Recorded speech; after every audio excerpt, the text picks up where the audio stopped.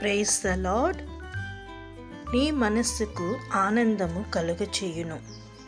దేవుడు మనకిచ్చిన వాక్యమును బట్టి స్తోత్రములు. కుమారుని శిక్షించిన ఎడల అతడు సంతోషపరచును, అతను ఆనందమును కలుగచేయును. జ్ఞానం గల కుమారుడు తండ్రిని సంతోషపెట్టును.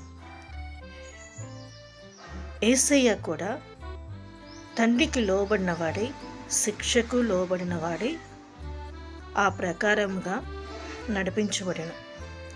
కాబట్టి మనకు ఆనందమును, సంతోషమును, రక్షణ ప్రభువు అనుగ్రహించెను. మన జీవితకాలం అంతయు ప్రభువు మనకి నిత్య ఆనందమును, సంతోషమును అనుగ్రహించును.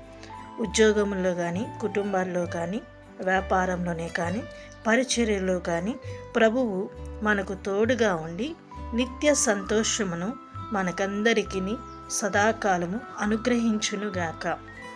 ఆ ప్రకారంగా ప్రభు మనల్ని నడిపించి దీవించునుగాక.